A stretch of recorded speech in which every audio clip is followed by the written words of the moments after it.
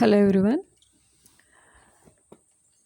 Today my topic is relationship between banker and customer. ఈరోజు క్లాస్లో మనం బ్యాంకర్కి అదేవిధంగా కస్టమర్కి ఉన్న మధ్య సంబంధం ఏంటనేది తెలుసుకుందాము. Banking and theory practice syllabus ప్రకారం మనం ప్రజెంట్ 4th యూనిట్లో ఫస్ట్ టాపిక్ చెప్పుకుంటున్నాము. ఇప్పటి వరకు మనం డిఫరెంట్ టైప్స్ ఆఫ్ బ్యాంక్స్ అదేవిధంగా ఫీచర్స్ ఫంక్షన్స్ ఇవన్నీ కూడా తెలుసుకున్నాం. అంటే ఏ బ్యాంక్ యొక్క విధులు ఏ విధంగా ఉంటాయి, వాటి లక్షణాలు ఏంటి, కస్టమర్స్కి సర్వీసెస్ ఎలా చేస్తాయి. కస్టమర్స్ మీన్స్ అకౌంట్ హోల్డర్స్కి సర్వీసెస్ ఎలా చేస్తాయి అనేది తెలుసుకున్నాము. ఒక్కొక్క బ్యాంక్ ఒక పర్టికులర్ ఆస్పెక్ట్ అదేవిధంగా పర్టికులర్ ఆబ్జెక్టివ్తో ఏర్పాటు చేయడం అనేది జరుగుతుందన్నమాట. అంటే కామన్ పాయింట్ ఏంటంటే collection of deposits and issue of loans and advances. సాధారణంగా కమర్షియల్ బ్యాంక్స్ అన్నీ కూడా ప్రజల వద్ద నుంచి సేవింగ్స్ అన్నిటినీ కూడా డిపాజిట్స్ రూపంలో కలెక్ట్ చేసి అవసరమైన నీడెడ్ పీపుల్కి వాటిని లోన్స్ అండ్ అడ్వాన్సెస్గా ఇష్యూ చేయడం జరుగుతుంది. ఈరోజు మన క్లాస్లో అసలు వాళ్ళిద్దరి మధ్య రిలేషన్షిప్ ఎలా ఉంటుంది, ఆ రిలేషన్షిప్ అనేది ఎన్ని రకాలుగా ఉంటుంది అనేది మనం తెలుసుకుందాము. First of all I said introduction. Banker and కస్టమర్కి సంబంధించి మనం టాపిక్ తెలుసుకునే ముందు అసలు బ్యాంకర్ అంటే ఎవరు, కస్టమర్ అంటే ఎవరు. యాక్చువల్గా మనకి బ్యాంకర్ అనగానే ఏ బ్యాంక్నైనా తీసుకోవచ్చు. అంటే మనం అకౌంట్ ఓపెన్ చేసి ఏ బ్యాంక్ ద్వారా అయితే ట్రాన్సాక్షన్స్ చేయాలనుకుంటున్నామో ఫస్ట్ మనం చేసే పని ఏంటంటే ఏదైనా ఒక బ్యాంక్లో అకౌంట్ని ఓపెన్ చేయగానే వాళ్ళకి మనకి రిలేషన్ అనేది ఏర్పడడం జరుగుతుంది. సో ఆ రిలేషన్షిప్ అనేది ఎలా ఉంటుంది, హెల్దీగా ఉంటుందా లేదంటే ప్రాబ్లమ్స్ అన్నీ ఉంటాయా అనేది ఆ బ్యాంకర్ అండ్ కస్టమర్ బిహేవియర్ మీద, వాళ్ళ మధ్య జరిగే డీలింగ్స్ మీద డిపెండ్ అయి ఉంటుంది.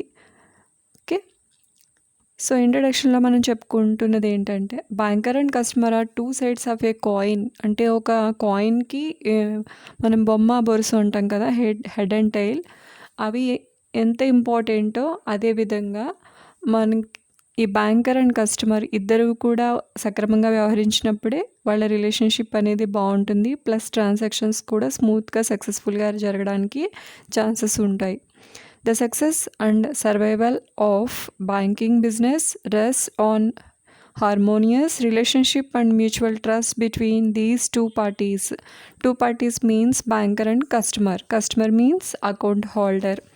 ఎవరైతే ఏ బ్యాంక్లో అకౌంట్ని ఓపెన్ చేశారో ఆ కస్టమర్ అదేవిధంగా ఆ బ్యాంకు ఇద్దరూ కూడా మ్యూచువల్ ట్రస్ట్, ఒకరి మీద ఒకరి నమ్మకంతో వ్యవహరించినప్పుడు మాత్రమే ఈ ట్రాన్సాక్షన్స్ కానీ బ్యాంకింగ్ వ్యవస్థ అభివృద్ధి చెందడానికి కానీ ఛాన్సెస్ అనేవి ఉంటాయి. The relationship between the bank and customer starts the moment and account is open with the bank ends immediately on the closure of the account. So మనం చెప్పుకున్నాం కదా, రిలేషన్షిప్ అనేది ఏర్పడడానికి ముందుగా మనం చేసే పని ఏంటంటే బ్యాంక్ అకౌంట్ని ఓపెన్ చేయడం. అంటే మనకి రిలేషన్షిప్ ఎప్పుడు స్టార్ట్ అవుతుంది, ఒక పర్టికులర్ బ్యాంక్ని మనం చూస్ చేసుకుని ఆ పర్టికులర్ బ్యాంక్తో ట్రాన్సాక్షన్స్ చేయడం కోసం మనం స్టార్టింగ్ అప్లికేషన్ తీసుకుని డీటెయిల్స్ అన్నీ ఫిల్ చేసి ఆ అకౌంట్ ఓపెన్ చేయడానికి ట్రై చేయడంతో మనకి వాళ్ళతో సంబంధం అనేది ఏర్పడుతుంది. With the bank ends immediately on the closure of the account. So మనం ఓపెన్ చేసినప్పటి నుంచి రిలేషన్షిప్ అనేది స్టార్ట్ అవుతుంది. ఎప్పుడైతే మనం ఇంకా బ్యాంక్తో ట్రాన్సాక్షన్స్ చేయకూడదు, అకౌంట్ మనకు అవసరం లేదు అనుకుని క్లోజ్ చేస్తూ ఉంటాం సాధారణంగా. ఆ క్లోజ్ చేస్తున్నప్పుడు అంటే జనరల్గా మనం అకౌంట్ ఓపెన్ చేసేటప్పుడు తీసుకునేంత శ్రద్ధ క్లోజ్ చేయడానికి ఎటువంటి ఫార్మాలిటీస్ ఉంటాయి, వాటిని ఎలా ఫుల్ఫిల్ చేయాలనేది పట్టించుకోం. అంటే మినిమం బ్యాలెన్స్ అనేది లేకుండా మెయింటైన్ చేస్తూ వదిలేస్తాం. అంటే ట్రాన్సాక్షన్స్ చేయకుండా వదిలేస్తూ ఉంటాం అన్నమాట. అంటే దానికి ఒక పర్టికులర్ టైం ఉంటుంది. ఆ టైం ప్రకారం మనం ట్రాన్సాక్షన్స్ చేయకపోతే కనుక అక్కడితో అకౌంట్ ఆటోమేటిక్గా క్లోజ్ అయ్యే ఛాన్సెస్ ఉన్నాయి తప్ప జనరల్గా అకౌంట్ క్లోజ్ చేస్తున్నాను, దాని ఫార్మాలిటీస్ ఏంటి, నా అకౌంట్ బ్యాలెన్స్ ఎలా విత్డ్రా చేసుకోవాలనేది ఎవరు కూడా పెద్దగా ఇంట్రెస్ట్ చూపించరు. కానీ ఆటోమేటిక్గా కొన్ని ట్రాన్సాక్షన్స్ అనేవి చేయకుండా ఉండిపోతే కనుక అక్కడితో మనకి వాళ్ళతో ఉన్న రిలేషన్షిప్ అనేది ఎండ్ అయిపోతుంది. అంటే ఆటోమేటిక్‌గా అది క్లోజ్ చేసినట్టే. అంటే రిలేషన్షిప్ స్టార్ట్ అయ్యేది ఎప్పుడంటే మన అకౌంట్ ఓపెన్ చేసినప్పుడు. మనకి ఆ సంబంధం అనేది ఎప్పుడు ఎండ్ అవుతుందంటే ఆ బ్యాంక్‌తో మనం ట్రాన్సాక్షన్స్ చెయ్యనప్పుడు, అదేవిధంగా at the same time account close చేసినప్పుడు మనకి ఎండ్ అవుతుందనమాట. Next definition of banker. అసలు బ్యాంకర్ అంటే ఎవరు? Bank is an establishment for the custody of money which it pays out on customer order. Bank అంటే భద్రత, మనీకి భద్రతను కల్పిస్తూ కస్టమర్ ఆర్డర్ చేసినప్పుడు ఆ అమౌంట్ని తిరిగి ఇచ్చే వ్యక్తిగా మనం బ్యాంక్ని చెప్పొచ్చు అనమాట. అంటే బ్యాంక్ మీన్స్ మన అకౌంటింగ్ రూల్స్ ఉంటాయి జనరల్గా బీకామ్ స్టూడెంట్స్కి ఫండమెంటల్స్లో. Bank means artificial person. మనకి టైప్స్ ఆఫ్ పర్సన్స్ గురించి మాట్లాడుకుంటాం కదా. Artificial person, natural person, representative persons అని 3 టైప్స్ ఆఫ్ పర్సన్స్ గురించి చెప్పుకుంటాం. అంటే కల్పిత వ్యక్తి అనమాట. బ్యాంకు అంటే ఏంటంటే కల్పించబడ్డ ఒక సంస్థ. ఈ సంస్థ చేసే పని ఏంటంటే అకౌంట్ హోల్డర్స్ దగ్గర నుంచి అమౌంట్ని కలెక్ట్ చేసి, సేవ్ చేసి,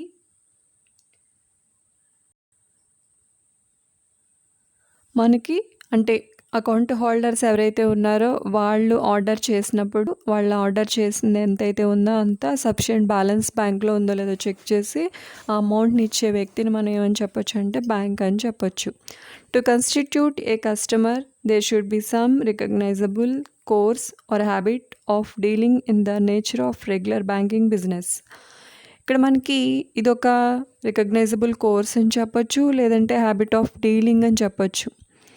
in the nature of regular banking transactions లేదా రెగ్యులర్ బ్యాంకింగ్ బిజినెస్. ఇక్కడ మనకి రిలేషన్షిప్ లేదా బాండింగ్ అనేది ఎప్పుడు ఏర్పడుతుంది అంటే ట్రాన్సాక్షన్స్ మనం రెగ్యులర్గా చేస్తున్నప్పుడు, బ్యాంక్ ద్వారా ట్రాన్సాక్షన్స్ చేయడం అనేది ఒక హ్యాబిట్ లాగా ఫీల్ అయినప్పుడు వాళ్ళు మనకి బ్యాంక్ ట్రాన్సాక్షన్స్ రిలేషన్షిప్ అనేది ఏర్పడుతుంది అనమాట. అంటే బ్యాంక్ అంటే ఏంటంటే వాళ్ళతో ట్రాన్సాక్షన్స్ అన్నిటినీ కూడా మనం త్రూ బ్యాంక్ ద్వారా ఎక్కువగా చేస్తున్నప్పుడు బ్యాంక్ ద్వారానే మన అమౌంట్ విత్డ్రా చేయడం, మన సేవింగ్స్ అన్నీ కూడా డిపాజిట్ చేయడం, ఇలాంటి వాటిని అన్నిటినీ కూడా చేసే వ్యక్తిని మనం బ్యాంకర్ అని చెప్పొచ్చు. Account holder means some types of persons, natural persons. ఎవరు అకౌంట్ ఓపెన్ చేస్తారు అంటే బ్యాంక్లో different types of natural persons. Natural persons means people అనమాట. అంటే మనం సాధారణ వ్యక్తులు అందరూ కూడా ఏం చేస్తామంటే మనకి సంబంధించిన ఏదో ఒక బ్యాంక్ని చూస్ చేసుకుని మనం అకౌంట్ ఓపెన్ చేయడం అనేది జరుగుతుంది. Account holder means customer, bank means banker. So మనకి బ్యాంక్తో రిలేషన్షిప్ అనగానే సాధారణంగా మనీతో ఇన్వాల్వ్ అయిన ట్రాన్సాక్షన్స్ జరుగుతూ ఉంటాయి. అంటే ఆ రిలేషన్షిప్ అనేది ఆ జరిగే ట్రాన్సాక్షన్స్ మీద డిపెండ్ అయి ఉంటుందని చెప్పొచ్చు. ఇక్కడ రిలేషన్షిప్ని మనం 2 రకాలుగా చెప్పొచ్చు. జనరల్ రిలేషన్షిప్ అలాగే special relationship. 2 types of relationship with banker and customer. So మనం ఈరోజు క్లాస్లో ఏం చెప్పుకోవాలనుకుంటున్నామంటే జనరల్ రిలేషన్షిప్ గురించి మాట్లాడుకుందాము. దాంట్లో ఫస్ట్ పాయింట్ అంటే జనరల్ రిలేషన్షిప్ మీన్స్ సాధారణంగా బ్యాంకుతో వ్యవహరించే తీరు లేదా సాధారణంగా బ్యాంకరు కస్టమర్కి అందించే సేవలు అని చెప్పొచ్చు అనమాట. దాంట్లో most important and first point debtor and creditor relationship. వీళ్ళిద్దరి మధ్య ఉన్న సంబంధాన్ని మనం ముందుగా ఏమని చెప్పాలంటే రుణదాత మరియు రుణగ్రస్తుల సంబంధం. క్రెడిటార్ మీన్స్ డబ్బులు ఇచ్చే వ్యక్తి అని అర్థం, గివర్. డెటార్ మీన్స్ రిసీవర్, డబ్బులు తీసుకునే వ్యక్తి అని అర్థం. అంటే ఇక్కడ మనకి డెటార్ క్రెడిటార్ అన్నప్పుడు బ్యాంకర్ క్రెడిటార్ అని కానీ లేదా అకౌంట్ హోల్డర్ డెటార్ అని కానీ మనం డిక్లేర్ చేయలేం. ఎందుకంటే బ్యాంక్తో ట్రాన్సాక్షన్స్ అన్నప్పుడు మనం బోత్ డీలింగ్స్ ఉంటాయి. For suppose deposits and withdrawals. So when the customer deposited into cash in the bank, customer means creditor, banker means debtor. అంటే డబ్బులు తీసుకునే వ్యక్తి ఎవరవుతారు అంటే బ్యాంకర్. డబ్బులు ఇచ్చే వ్యక్తి ఎవరు అంటే అకౌంట్ హోల్డర్ అంటే తన దగ్గరున్న అమౌంట్‌ని తీసుకెళ్ళి బ్యాంక్‌లో డిపాజిట్ చేస్తున్నాడు కాబట్టి, ఆ సిట్యుయేషన్‌లో మనకి అంటే ఆ ట్రాన్సాక్షన్ జరుగుతున్నప్పుడు అకౌంట్ హోల్డర్ క్రెడిటార్ అవుతాడు. అట్ ద సేమ్ టైమ్ దీనికి ఆపోజిట్‌లో మనకి మనీ విత్‌డ్రా చేసుకున్నప్పుడు అంటే బ్యాంక్ నుంచి మనకు అవసరమైనప్పుడల్లా మనీ విత్‌డ్రా కూడా చేస్తూ ఉంటాం. ఆ సిట్యుయేషన్‌లో బ్యాంకరు క్రెడిటార్, కస్టమరు డెటార్. అంటే బ్యాంకర్ ఇచ్చే వ్యక్తి అవుతారు. కస్టమర్ అంటే అకౌంట్ హోల్డర్ తీసుకునే వ్యక్తి అవుతారు. సో, ఈ విధంగా డెటార్, క్రెడిటార్ సిట్యుయేషన్‌ని బట్టి విత్‌డ్రాయింగ్స్, డిపాజిట్స్‌ని బేస్ చేసుకుని వాళ్ళ రోల్ అనేది మారిపోతుంది. ఎవరు డెటార్, ఎవరు క్రెడిటార్ అనేది అక్కడ జరిగే డీలింగ్స్ బట్టి, ట్రాన్సాక్షన్ బట్టి చెప్పొచ్చనమాట. ఇద్దరు కూడా ఒకరికి ఒకరు రుణదాత, రుణగ్రస్తులా వ్యవహరించడం అనేది కామన్ పాయింట్ అనమాట. ఇక్కడ ఎందుకు కామన్ పాయింట్ అని చెప్తున్నామంటే, డబ్బులు ఇవ్వడం, తీసుకోవడం అనేదే మనం ఎక్కువగా బ్యాంక్‌తో చేస్తూ ఉంటాం. ఏ రూపంలో మనం ఇస్తూ ఉంటాము అంటే, సేవింగ్స్ రూపంలో మనం అన్నీ కూడా డిపాజిట్ చేస్తూ ఉంటాం. అదేవిధంగా మనకు మనీ అవసరమైనప్పుడు విత్‌డ్రాస్ చేస్తూ ఉంటాం. సో, అంటే మనం తీసుకుంటూ ఉంటాము. అదేవిధంగా మనకున్నప్పుడు ఇస్తూ ఉంటాం డిపాజిట్స్ రూపంలో.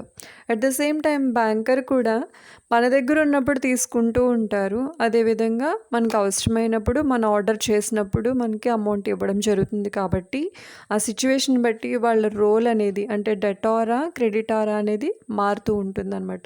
ప్రతిసారి కూడా the real relationship between banker and customer debtor and creditor. అంటే వాళ్ళెప్పుడూ కూడా ఒకరికి ఒకరు రుణదాత, రుణగ్రస్తులాగా వ్యవహరిస్తూ ఉండాలి. అది ఫస్ట్ కామన్ రిలేషన్‌షిప్ పాయింట్.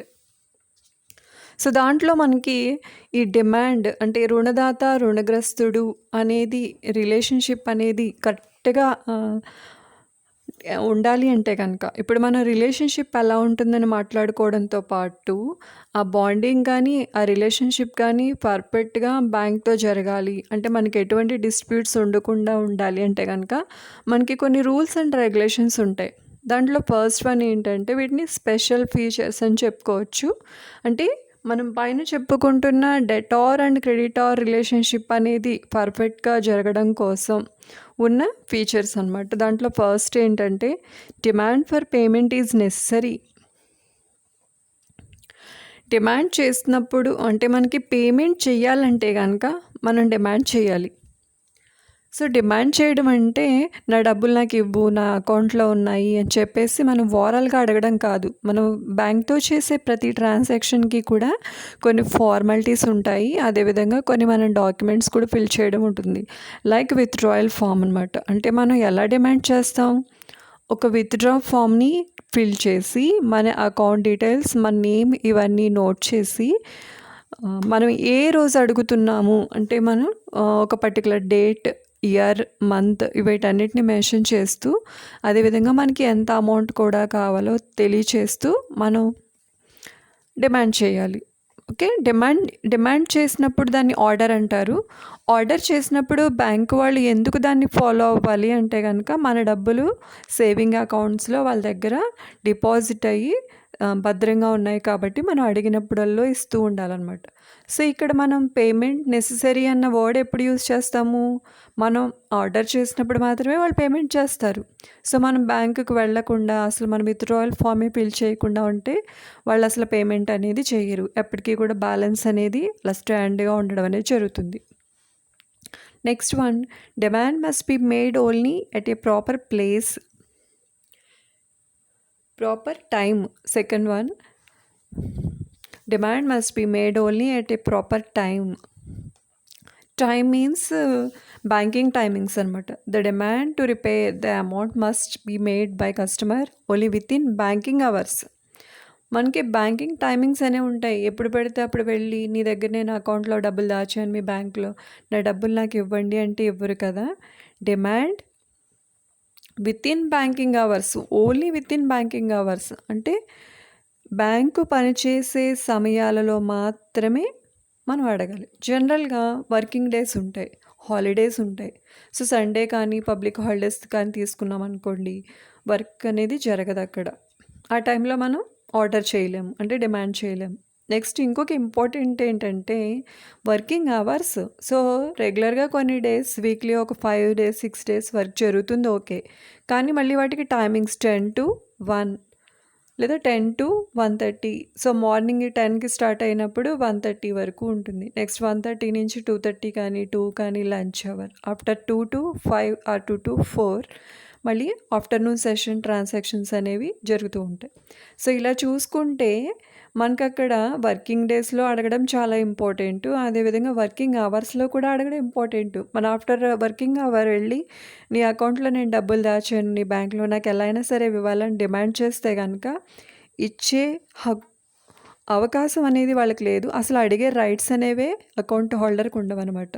ఈ రిలేషన్‌షిప్ అనేది పర్ఫెక్ట్‌గా ఉండాలి అంటే గనక మనం వితిన్ బ్యాంకింగ్ అవర్స్‌లో ఆ అమౌంట్‌ని డిమాండ్ చేయగలగాలి. Next one, demand must be made only at a proper place. అంటే ప్లేస్ చాలా ఇంపార్టెంట్. ప్లేస్ అంటే మనం ఏ ప్రదేశంలో నుంచున్నాము, ఏ ప్రదేశంలో కూర్చున్నాము అనేది కాదు. సో, మనం ఎక్కడ ఏ బ్రాంచ్‌లో అకౌంట్‌ని కలిగి ఉన్నామనే దానికి ప్లేస్ అన్న వర్డ్ యూజ్ చేస్తాం అనమాట. Demand to repay the amount made by customer must be at proper place at the branch of bank అనమాట. ప్రాపర్ ప్లేస్ అంటే ఏంటంటే మనం ఏ బ్రాంచ్‌లో అయితే అకౌంట్‌ని ఓపెన్ చేశామో వాళ్ళను మాత్రమే అమౌంట్ ఇమ్మని డిమాండ్ చేయగలం. ఫర్ ఎగ్జాంపుల్ మీకు స్టేట్ బ్యాంక్, ఆంధ్ర బ్యాంక్‌లో అకౌంట్ ఉందని చెప్పుకుందాం ఫర్ ఎగ్జాంపుల్. సో, ఉంది ఓకే. కానీ అది ఎక్కడుంది? మనకి ఇక్కడ ఈస్ట్ గోదావరిలో మండపేటలో ఉందా? రామచంద్రపురంలో ఉందా? లేక రాజమండ్రి, కాకినాడ ఏ ప్లేస్‌లో అయితే మీరు అకౌంట్ ఉందో వాళ్ళను మాత్రమే మీరు డిమాండ్ చేయాలి. సో, ఇప్పుడు మీకు కాకినాడలో ఆంధ్ర బ్యాంక్‌లో అకౌంట్ ఉందనుకోండి. రాజమండ్రి ఆంధ్ర బ్యాంక్‌కెళ్ళి నాకు డబ్బులు కావాలి ఏదైనా ఆంధ్ర బ్యాంకే కదా అంటే ఊరుకుంటారా? ఒక పర్టిక్యులర్ అకౌంట్ నెంబర్ ఉంటుంది, ప్లేస్ ఉంటుంది, అదేవిధంగా IFSC code and address details మీవి, అదేవిధంగా బ్యాంక్‌వి కూడా మన పాస్‌బుక్ మీద రికార్డ్ అయి ఉంటాయి కాబట్టి ఏ బ్రాంచ్‌లో అయితే మనం అకౌంట్ కలిగి ఉన్నామో వాళ్ళే మనకు బ్యాంకర్‌గా వ్యవహరిస్తారు. వాళ్ళను మాత్రమే మనం డిమాండ్ చేయాలి. కాబట్టి ప్రాపర్ ప్లేస్ అంటే ఏంటంటే branch. Next one, demand should be made in proper manner. అంటే పద్ధతి, ఒక పద్ధతి ప్రకారం అడిగినప్పుడు మాత్రమే బ్యాంకర్ మనకి అమౌంట్‌ని పే చేస్తారనమాట. అడిగే విధానాన్ని మనం ప్రాపర్ మేనర్ అని చెప్పొచ్చు అనమాట. The demand to repay the amount must be made in proper manner by the customer, that is way of cheque and order. అంటే మనం ఏంటి, క్యాష్ కౌంటర్ దగ్గరికి వెళ్ళి మీ అకౌంట్లో డబ్బులు ఉన్నాయి తీసిచ్చేయండి అంటే ఇచ్చేస్తారా? సో, మనం ప్రాపర్ మేనర్ అంటే ఏంటంటే మనం విత్‌డ్రా చేయడానికి చెక్ అన్నా అయి ఉండాలి, లేదా విత్‌డ్రాయల్ ఫామ్ ఫిల్ చేసైనా మనం అడగాలన్నమాట. అంటే మనకి చెక్ ఫర్ ఎగ్జాంపుల్ మనకి వేరే వాళ్ళు ఇచ్చిన చెక్ ఉందనుకోండి. సో, మనకి సేమ్ బ్రాంచ్ అయితే కనుక ట్రాన్సాక్షన్ చాలా ఈజీగా అవుతుంది. లేదా అదర్ బ్రాంచ్ అనుకోండి కలెక్షన్‌కి టైం పడుతుంది. సో, మనం అడగాలంటే మన చేతిలో చెక్ అయినా ఉండాలి. లేదా మన పర్సనల్ అకౌంట్‌లోంచే మనం డబ్బులు తీసుకోవడానికి ప్రయత్నిస్తున్నామంటే విత్‌డ్రాయల్ ఫామ్ అనేది ఫిల్ చేసి అయినా ఉండాలి. సో, ప్రాపర్ మేనర్ వాళ్ళు ఏ మెథడ్స్ అయితే ఫాలో అవుతున్నారో డిమాండ్‌ని కస్టమర్స్ నుంచి డిమాండ్‌ని తీసుకోవడానికి ఆ వేలోనే మనం అడగాలి తప్ప ఓరల్ ఇన్స్ట్రక్షన్స్ కానీ, టెలిఫోన్ డిమాండ్ కానీ నాట్ సఫిషియంట్ అని చెప్పొచ్చు అనమాట. అంటే మీ అకౌంట్లో నాకు డబ్బులున్నాయి, నేను పలానా వ్యక్తిని పంపిస్తున్నాను తీసిచ్చేయండి అంటే కుదరదు. అదేవిధంగా ఓరల్ ఇన్స్ట్రక్షన్స్ చెప్పాను కదా, క్యాష్ కౌంటర్ దగ్గరికి వెళ్ళి డబ్బులు కావాలి నాకు ఇప్పుడు చాలా అర్జెంటు సో తీసిచ్చేయండి, ఇలాంటి ఇన్స్ట్రక్షన్స్ కూడా అక్కడ మనకి వర్కౌట్ అవ్వనమాట. సో, ఇక్కడ మనం దేని గురించి మాట్లాడుకుంటున్నామంటే రిలేషన్షిప్ గురించి మాట్లాడుకుంటున్నాం. సో, రిలేషన్షిప్ గురించి మాట్లాడుకుంటున్నప్పుడు బ్యాంక్ వాళ్ళు డిసైడ్ చేసిన ఇన్స్ట్రక్షన్స్ అన్నీ కూడా అకౌంట్ హోల్డర్ ఫాలో అయినప్పుడు, అదేవిధంగా అకౌంట్ హోల్డర్‌కి ఇన్ టైంలో సరిగా రెస్పాండ్ అయ్యి వాళ్ళ కోసం సంబంధించిన ట్రాన్సాక్షన్స్ అన్నీ కూడా కరెక్ట్‌గా చేస్తున్న బ్యాంకర్ అయ్యి ఉంటే కనుక వాళ్ళ రిలేషన్షిప్ అనేది చాలా సక్సెస్ఫుల్‌గా స్మూత్‌గా ఉంటుందని చెప్పొచ్చు. Next one, trustee and beneficiary. అంటే ఇక్కడ మీన్స్ నమ్మకం అనేది ఉండాలన్నమాట. అంటే ట్రస్టీ అంటే ఏంటంటే మనం అంటే మనం అంటే అకౌంట్ హోల్డర్స్ మన అమౌంట్ని సేవ్ చేసుకోవాలనుకుంటున్నాం ఎక్కడ, బ్యాంక్లో. కాబట్టి వాళ్ళు మన మనీకి చాలా సేఫ్ కస్టడీ అనేది ఇవ్వగలరు అని చెప్పి బ్యాంకర్ని మనం నమ్మడం. అదేవిధంగా అండ్ బెనిఫిషియరీ, సో మనకి అవసరమైనప్పుడు అమౌంట్ని తీసుకుని ఉపయోగపడేలా కూడా ఉండాలన్నమాట. అంతేకాని మన దగ్గర డబ్బులు ఉన్నప్పుడు వాళ్ళ దగ్గర ఇచ్చేసి డిపాజిట్స్ రూపంలో మనకు అవసరమైనప్పుడు రెస్పాండ్ అవ్వకపోతే మనం చాలా ప్రాబ్లమ్స్ ఫేస్ చేయాల్సి వస్తుంది. అసలు ఎవరైనా డిపాజిట్స్ రూపంలో బ్యాంక్లో ఎందుకు సేవ్ చేసుకుంటారు? లైక్ ఇంట్రెస్ట్ ఎక్స్పెక్ట్ చేసి కానీ, లేదంటే ఆన్ హ్యాండ్ ఉంటే కనుక ఖర్చు అవుతాయని, లేదా సేఫ్ కాదని ఫీల్ అయిన వాళ్ళు ఏం చేస్తారంటే బ్యాంక్లో డిపాజిట్ చేస్తారు.